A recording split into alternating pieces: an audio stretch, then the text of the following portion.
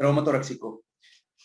La traqueostomía quirúrgica se realiza en, a ver, para esto debes saber, ¿ustedes recuerdan la marca de celulares HTC? HTC. Hay una marca de celulares HTC, hioides, y si no recuerdas, apréndetelo, tiroides y cricoides.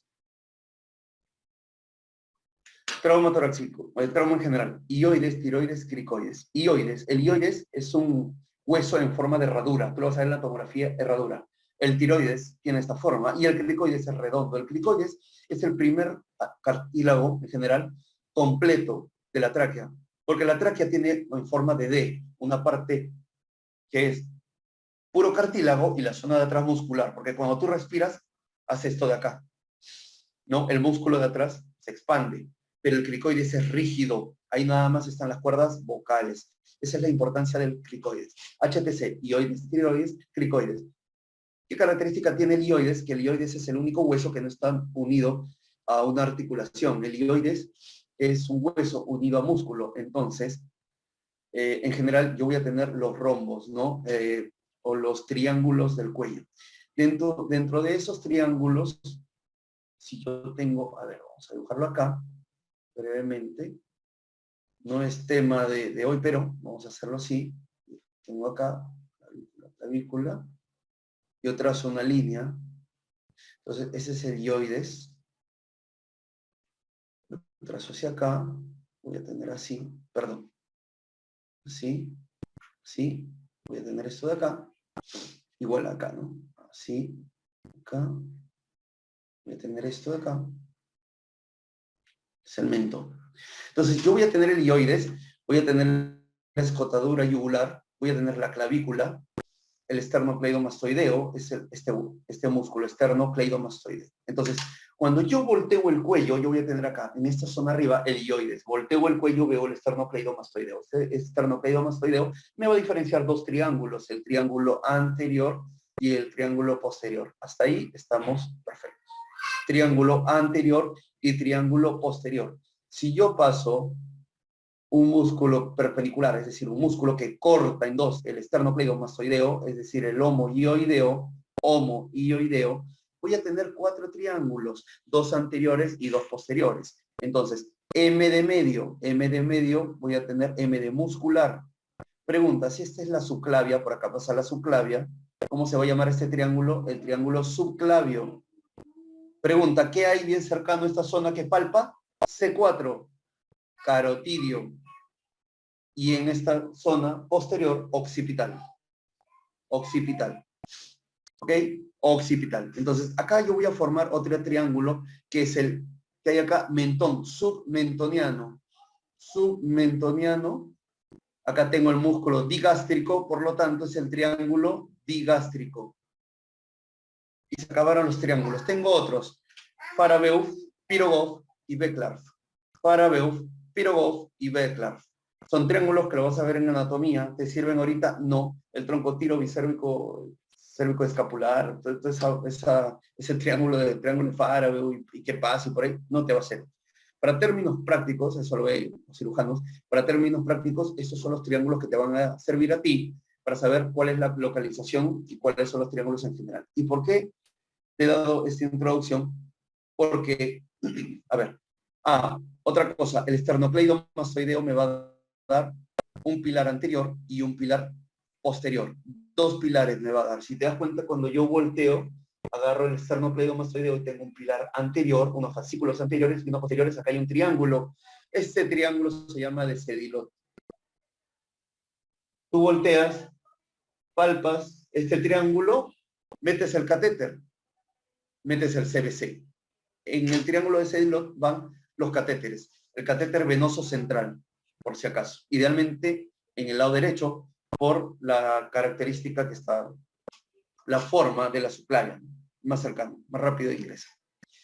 Entonces, recapitulando, si yo tengo el hioides, yo tengo acá el tiroides, la tiroides, en forma de escudo, el tiroides en griego es escudo, yo voy a tener ciertos músculos. Yo voy a formar esta. Los músculos son sencillos, no te rayan de lo que es. Yo voy a tener externo, tiroideo externo, perdón, vamos a dibujarlo así, espero que lo entiendas.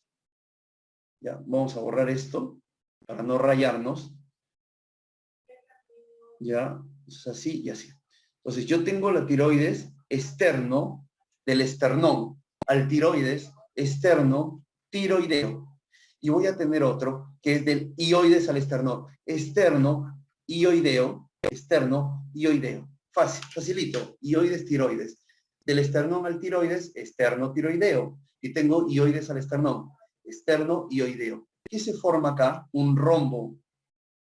Se forma un rombo entre el externo tiroideo, entre el externo ioideo, y este rombo se llama el rombo de la traqueostomía. Todo este floro para decirte que está entre tercer y cuarto anillo traqueal. Esa es la respuesta, ¿ya? Entre el tercer y cuarto anillo. La membrana cricotiroidea, el cricoides debe estar por esta zona, acá hay una membrana. Lo ideal no es perforar esa membrana, porque si tú lesionas y no sabes mucho, se te va, puedes lesionar, ¿qué cosa? Las cuerdas vocales, ¿no? Y esa es la diferencia entre traqueostomía, traqueotomía y cricotirotomía, el término que se utiliza en general en cirugía, ¿no? Pero debes recordar que la traqueostomía, ostoma es boca, traqueostomía, o sea, a un corte y coloca una cánula pegada hacia la piel. Esa es traqueostomía. ¿Qué es traqueotomía? Corto, hago lo que tengo que hacer y cierro. Traqueotomía, esa es la diferencia. ¿Ya? Entonces, ¿a qué nivel se realiza la traqueostomía en el rombo de la traqueostomía? A nivel del tercer, cuarto anillo traqueal. Lógicamente, ya viste los triángulos y hay cierta estructura, ¿no? Que debes ver. ¿Qué hay a nivel del triángulo muscular que está al medio en el triángulo anterior? El rombo, la traqueostomía. ¿Qué hay a nivel del triángulo subclavio? La subclavia, lógicamente. Por ahí pasa la primera costilla, tubérculo de Lisfranc, escaleno, etcétera, etcétera. ¿Qué hay a nivel del triángulo carotidio? La carótida. Y a nivel del triángulo occipital, obviamente nada importante, ¿no? Entonces, ¿qué es lo que...? Y acá, a nivel del sumentoniano, conducto de Wharton. Y nervios, ¿no? Facial, lingual, etcétera. Pero, ¿qué quiero que te lleves como concepto? Que existen ciertos triángulos, son como 9 triángulos, la verdad, ¿ya? Pero lo más importante son el triángulo, el rombo de la traqueostomía, a qué nivel está la traqueostomía, qué es el triángulo carotidio y más o menos cuáles son los más sencillos. La traqueostomía sí se realiza en la membrana crico.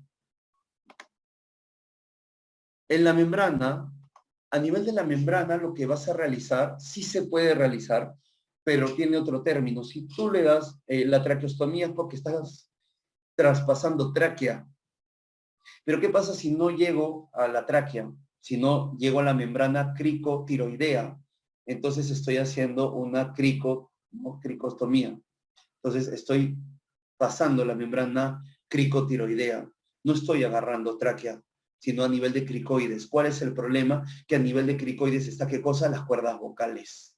Entonces, está descrito en el ATLS, pero no es lo ideal. Lo ideal es a nivel del tercer, cuarto anillo, ¿no? Que se debería realizar. Para términos prácticos, manzana de Adán, escotadura yugular, a la mitad. Acá está.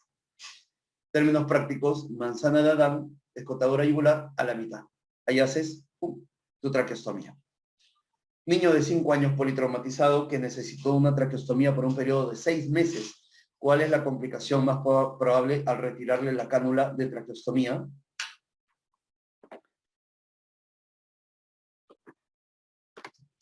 No, estenosis traqueal. No es fístula. La fístula traqueoesofágica es un poco más compleja, ya, la verdad. También se puede ver, pero no es tan frecuente como la estenosis traqueal. ¿Por qué? La estenosis traqueal, normalmente el paciente, a ver, la intubación en general, ya tiene ciertos periodos, no hay un consenso, pero intubación prolongada en general es más de 21 días, ¿ok? Más de 21 días. Pasados estos 21 días, el paciente debería ir a traqueostomía. Entonces, cuando yo tengo una intubación prolongada, ¿qué va a pasar? Yo voy a tener la tráquea y en esta zona entra la cánula. Entra la cánula, o bueno, entra el tubo, ¿no? Endotraqueal. Ese tubo endotraqueal, para que no fugue el aire, tiene un CAF. El CAF es un globo que se infla. Pero ¿qué pasa con este CAF? Como tiene mucho tiempo insuflado, necrosa las paredes de la tráquea. Y esa necrosis va a ser una hiperplasia y va a producir una estenosis traqueal. Cuando esto se produce durante mucho tiempo, podría terminar en una fístula traqueosofágica, pero antes que la fístula, se va a producir una estenosis traqueal. ¿Ya? Por si acaso, esa es la complicación más frecuente. Paciente que llega a emergencia con dificultad respiratoria. Al examen se encuentra herida por arma blanca a nivel subescapular izquierdo. Se hace el diagnóstico de hemoneumotórax. ¿Cuál es el procedimiento indicado? Yo tengo que pensar en 6 cosas, y eso siempre lo he descrito. Yo utilizo esta mnemotecnia HOT, NENA. Trauma torácico, HOT, NENA. HD, hemotórax. O de obstrucción de vía aérea. T de taponamiento cardíaco. T de tórax inestable. NE, neumotórax, puede ser abierto, simple, y NA, neumo a tensión. Entonces, cuando vamos, ustedes que van a ser internos y bueno, sean residentes, o lo que sean de cirugía o en general de clínica, cuando tenemos un trauma torácico, en general yo tengo que pensar las 6 características, las 6 patologías más frecuentes de trauma torácico, y en mi cabeza, mientras voy yendo a shock trauma o me llaman atópico, en mi cabeza va hot nena, neumotórax, obstrucción de vía aérea, taponamiento cardíaco, tórax inestable, neumotórax simple, cerrado, ¿no? O neumotórax a tensión. En eso debo pensar. Normalmente va uno con otro, va el hemoneumotórax, ¿no? O tórax inestable con contusión pulmonar, o taponamiento cardíaco con algo más. Es bien difícil que tú encuentres algo puro. Si es un paciente acuchillado, obviamente vas a encontrar una sola cosa, ¿no? Pero normalmente viene juntas. Entonces, en este paciente yo voy a tener un neumotórax. Yo voy a tener, vamos a salir un ratito de acá. Vamos a agregar una brevemente, una diapositiva. Ya. Entonces yo voy a tener hemotórax, obstrucción de vía aérea, taponamiento cardíaco, tórax inestable y neumotórax. Yo voy a tener lo que es aire, voy a tener lo que es líquido y voy a tener lo que es sangre en general. Aire, líquido y sangre. Entonces, yo voy a tener a la cabeza la pleura. La pleura, vamos a ponerlo acá abajo, la pleura yo voy a tener pleura parietal y pleura visceral. ¿Ya? P de pain, duele. Esta pleura de pain, duele, ¿no? Es la pleura parietal, pain, sin T, eso es pintar. PB o V, PB, vagal, una reacción vagal. La pleura visceral me va a dar una reacción vagal. La pleura tiene 5 capas, embriológicamente. ¿Y cuáles son? Yo me acuerdo esta mnemotecnia Mabel. Fácil. Mabel. M de mesotelio. Perdón, acá es Mabel con V. AB, avascular. Es una capa avascular. Avascular. EL, capa elástica. F, fascia. Y planos profundos. Esas son las 5 capas de la pleura. Es decir, la pleura parietal tiene 5 capas y la pleura visceral tiene 5 capas. Ambas tienen mesotelio, ambas tienen capa vascular, ambas tienen capa elástica. ¿Cuál es la diferencia? Que la fascia se mueve y te va a dar en la pleura visceral las cisuras, mientras que la pleura parietal no. Y la fascia es el revestimiento o recubre todo lo que es la caja torácica. Cuando llega al cuello, tiene nombre y apellido. En cuello se llama fascia de Simpson. ¿Por qué es importante? Porque los pulmones no llegan acá. Los pulmones llegan casi hasta el cuello, increíblemente. ¿Ya? Entonces, cuando tú tienes una expansión del pulmón, y eso lo puedes ver en una toracotomía, insuflan hasta la cúpula, van casi al cuello, hasta acá llegan. Porque hay una apertura, hay una comunicación entre esta fascia de la pleura parietal. ¿Ya? Ahora, cuando yo abro el pecho, bajo el pulmón. ¿Por qué? Porque ambas pleuras en la zona anterior también se unen. Es decir, el pulmón derecho e izquierdo se unen. Cuando tú tomas aire, haces una inspiración, va botando. Inspiras, insuflan a nivel de T3, T2, T3, T4. En esta zona, las pleuras se unen. Por eso es que cuando haces una esternotomía o aperturas, se bajan los pulmones, ¿no? Le dices, dale apnea. Se desinflan los pulmones, aperturas, para no llevarte la pleura, evidentemente. Pero esas son las capas. Ahora, tú dirás, ¿y por qué tanto floro? ¿Cuál es la importancia? Ah, por el mesotelio. La capa del más importante es la mesotelial. Es una capa que tiene unas fenestras que te va a permitir, pregunta, cuando yo tengo, ¿qué es más frecuente? ¿Que el líquido del abdomen vaya a pulmón o del pulmón al abdomen? Es más frecuente que si yo tengo líquido en el abdomen, haga un compromiso en pulmón o del pulmón al abdomen. ¿Qué sería más frecuente para ustedes? Normalmente cuando yo tengo un compromiso de pulmón, no afecta el abdomen, pero cuando tengo una irritación del abdomen, del diafragma, puede darme un compromiso pulmonar, por si acaso. Eso es más frecuente, ¿ok? Para que tengan, ajá, del abdomen a pulmón. Ahora, pregunta.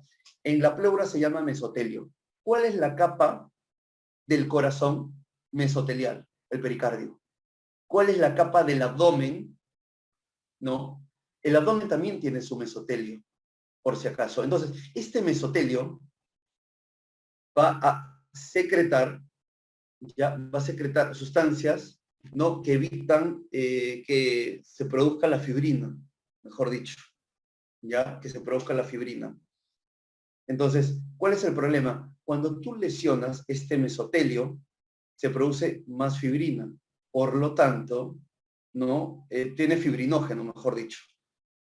Esta capa de mesotelio tiene fibrinógeno. Por lo tanto, cuando tú operas abdomen, lesionas este mesotelio en el abdomen, disminuye el fibrinógeno, ¿qué va a pasar? Adherencias. Adherencias. Es igual en abdomen, igual en corazón, igual en abdomen, en pulmón. ¿Ok? Y ese mesotelio tiene unas fenestras y es uno de los 6 puntos fisiopatológicos, porque son 6 también, para el derrame pleural. Entonces, regresando al tema, ya yo sabiendo cuál es la característica de la pleura, yo voy a tener aire, yo voy a tener el tórax y voy a tener el pulmón colapsado. A eso se le llama muñón, muñón de colapso. Todo esto es aire, todo esto es aire. Yo voy a tener, hay muchas clasificaciones, pero lo que quiero que te lleves es la del examen. Como te dije, lo más rentable, tú no eres cirujano, no tiene sentido que la sepas. Yo voy a tener neumotórax leve, moderado y severo. Leve menos de 20%, moderado de 20 a 40% y severo más de 40%. Es verdad, existe 15%, 30%, 70% para los cirujanos. Para términos prácticos, menos de 20%, de 20 a 40 y más de 40. Entonces, acá es fácil. Aire. Perdón, en aire. ¿Cuál es el síntoma predominante que me va a indicar que debo hacer algo? La disnea. La disnea. Ojo. Y luego el porcentaje. ¿Por qué quiere decir esto? Porque esto es fácil. En neumotórax, moderado y severo, pongo DREN. Siempre. Siempre voy a poner DREN. Pero en leve depende. ¿Depende de qué? ¿Tiene síntomas o no tiene síntomas? Si tiene síntomas, DREN. Si no tiene síntomas, observo. Y oxígeno. ¿Sabes por qué le ponen oxígeno al neumotórax?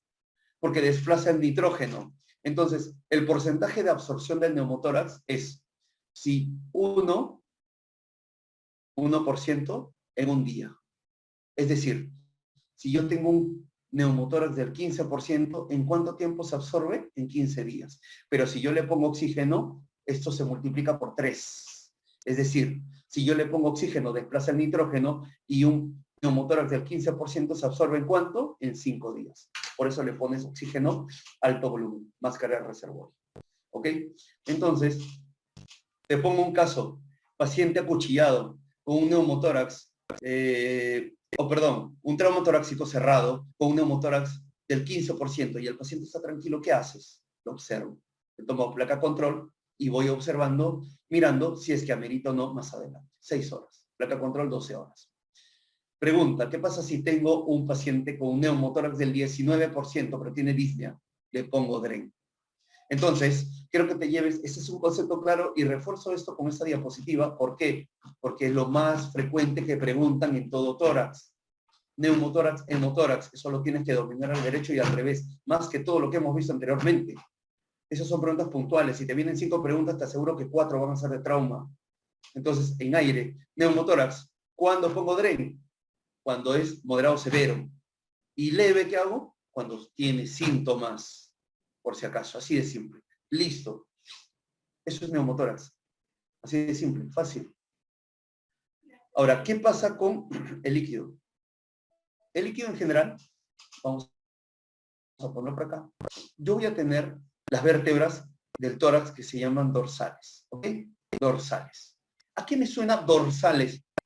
Dorsales. 12. El tórax tiene una capacidad de 3 litros. No estoy hablando de capacidad vital, capacidad funcional, capacidad vital forzada. No. Estoy hablando de que si yo me lleno de líquido un tórax, entran 3 litros en el derecho y 3 litros en el izquierdo, por si acaso.